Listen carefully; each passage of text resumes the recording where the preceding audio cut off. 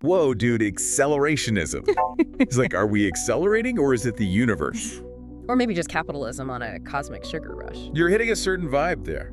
Nervous laughter. I mean, it's like everything's getting faster, weirder, right? It's like trying to grab smoke, you know? Accelerationism, it's slippery, but hey, there are different flavors of this cosmic Kool-Aid. Flavors. Not just one giant headspin. Man, that's deep. Like accelerationism ice cream, silicon swirl with a side of existential dread. Maybe not quite dessert, but you're getting at the multiplicity here. Yeah. You got your classic accelerationism, the OG stuff, like let's crank the capitalist machine until it explodes, see what pops out the other side. Then there's this new wave, all shiny and chrome, calling itself effective accelerationism. H for those in the know. Okay, so like traditional accelerationism is the dark, gritty stuff. All cyberpunk and dystopian vibes. Yeah, there's that nihilistic party going on. The world's burning, but we're just gonna blast the techno and ride the flames, right? Traditional accelerationism kind of sees capitalism as this runaway train. Yeah. And they're like, well, let's just jam the throttle and see where it crashes. Like maybe the wreckage will be interesting. Right, like that Nick Land dude. Yeah. The philosopher who's all capitalism's a singularity machine. Yeah, Land. Pretty heady stuff. Things get murky there. Although isn't he kind of persona non grata now? You gotta be careful with labels, man. Like entangled with some not so chill characters. Accelerationism got picked up by some far-right folks. Yeah. Who like really took that crash and burn thing literally, and that's a whole different trip. Yeah. One we're not gonna endorse. For sure, bad vibes. So what about this ELOC scene? Is that like accelerationism with a smiley face emoji? Kind of, but with more of a transhumanist twist. Silicon Valley dudes high-fiving while the robots do their bidding. EAC is all about embracing the tech, especially AI. They're like, AI is gonna solve all our problems, man. Poverty, climate change, even death itself. Whoa, hold up. We just gotta get out of the way and let it cook. Solve death. So like we're all gonna become immortal digital beings floating in the cloud. Well, some of them think so. That's some serious next level stuff. Transcending our meat suits, spreading consciousness across the universe. It's a trip for sure. And it attracts some big names too, like Mark Andreessen, venture capitalist extraordinaire. Dude wrote this whole techno-optimist manifesto. Yeah, that manifesto was wild. Imagine comparing yourself to Moses and Jesus. Yeah. 50 billion people living on multiple planets. Sounds like a sci-fi novel, but I guess that's the point, right? Exactly. Push the boundaries, break the limits, go full cosmic. EASIC is all about scaling up. Going big or going home, like Kardashev scale, big, you know? Kardashev scale, what's that? Basically, yeah. Some kind of intergalactic ruler. It's the system for ranking civilizations based on how much energy they can harness. Type I can use all the energy on their planet. Type 2 can use all the energy from their star. And Type 3, well, they basically own the whole damn galaxy, man. EX is like, let's skip a few grades and go straight to cosmic overlord. Okay, so traditional accelerationism is the dark side of the moon. And Iki is like shooting for the stars. Exactly. But they both believe in like pushing the pedal to the metal when it comes to technology. They both see acceleration as inevitable, like some cosmic force pushing us forward, Whoa. whether we like it or not. So like if we're all strapped into this cosmic roller coaster, who's at the controls? That's the million-dollar question, isn't it? Is it us? And that's what we're going to be digging into today. Or is it the algorithms? With all these articles, manifestos, even some Reddit threads, man. Dude, Reddit.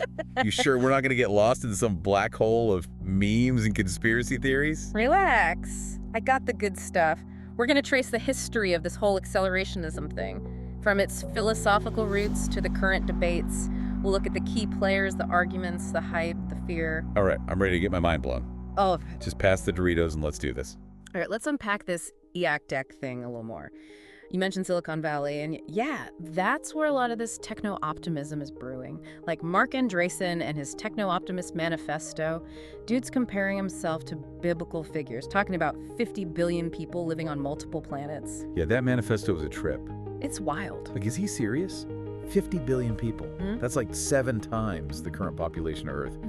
Where are they all going to fit? Well, that's where the whole expanding into the cosmos thing comes in. Reprek is all about breaking free from the limits of this pale blue dot, building space colonies, mining asteroids, harnessing the power of the sun. Right, like a cosmic real estate boom. You know, the whole sci-fi shebang.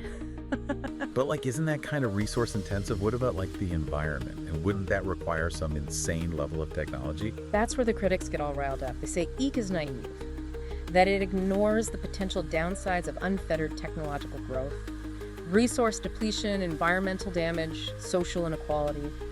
And then there's the whole AI safety issue. What happens if we create an AI that's smarter than us and decides it doesn't like humans very much? Yeah, like the whole Terminator scenario. Skynet becomes self-aware and decides to wipe us out. Exactly. Not exactly a chill vibe. And that's a fear that's shared by some of the effective altruists. Those folks who are all about using reason and evidence to maximize their positive impact on the world. They're big on AI safety research, trying to ensure that any super intelligent AI we create is aligned with human values. So it's like this cosmic showdown brewing between the accelerationists who are all full speed ahead and the effective altruists who are like, whoa, hold your horses, let's think this through. It's kind of like that, yeah. And then you've got folks like Vitalik Buterin, the Ethereum guy, who are trying to find a middle ground. He calls his approach DAC for defensive accelerationism. It's like, yeah, let's push the boundaries, but let's also be smart about it and make sure we don't accidentally create a monster. Makes sense. Like, you don't want to just blindly charge into the future without considering the consequences. Right. And then there's the whole political dimension to all of this. Like you mentioned the EU regulating AI. Yeah, the EU, always the buzzkill, right? They're worried about bias, discrimination, surveillance. Trying to set limits. All the stuff that can go wrong when you let tech run wild. Well, the accelerationists are all about breaking free. It's a clash of ideologies for sure. And it's playing out on a global scale. Silicon Valley pushing for innovation at all costs. Governments trying to rein things in. It's making my head spin. It's like a cosmic tug of war. So, like, where do we fit into all of this? Are we accelerationists, decelerationists, or just confused stoners trying to make sense of it all? Maybe a bit of all three. But that's the beauty of this whole accelerationism thing, right? It forces us to confront the big questions. To think about where we're headed as a species. But, like, can we maybe take a break from the existential dread for a second? And go back to the EAC thing? I remember reading about some drama with OpenAI, the company behind ChatGPT. Oh, yeah, that was a whole saga. Something about a shadowy EAC guru and a power struggle. This guy, Guillaume Verdun, who went by the name @BaseBestJesus on Twitter. @BaseBestJesus. Dude was a former Google engineer. Yeah, that's a legendary handle. Super into EAC. And he was all about building AGI like yesterday. So what does Jeff Bezos have to do with OpenAI? No matter the risks. Did he, like, try to hack them or something? Not quite. See, OpenAI started with this whole AI for the benefit of humanity thing, but then they got all secretive and focused on commercializing their tech. And a lot of people, including Verdun and other folks, So they were like, OpenAI, you sold out. saw that as a betrayal, You're not accelerating fast enough. basically. And then things got really wild when Sam Altman, the CEO of OpenAI, was briefly ousted by the board. Wait, so the AI safety folks staged a coup? Some people saw it as a power grab by the more cautious decelerator faction within the company. That's some real-life Westworld stuff. Right. But then in a plot twist worthy of, well, a plot twist, Altman was reinstated a few days later, and the Alka crowd saw that as a victory. So, like, what does this all mean? Is AI hack taking over Silicon Valley? Is the future going to be a techno-utopia or a dystopian nightmare? Man, if I had a crystal ball, I'd be chilling on a private island. Not here trying to parse Reddit threads. But one thing's for sure, this whole accelerationism thing is a trip. Weirder. And it's only going to get weirder from here. Man, I'm already halfway through this bag of Doritos and feeling like I'm plugged into the Matrix. Just wait till we get to the part about the simulation hypothesis, then your mind will really be blown. Dude, my brain's like a popcorn machine right now.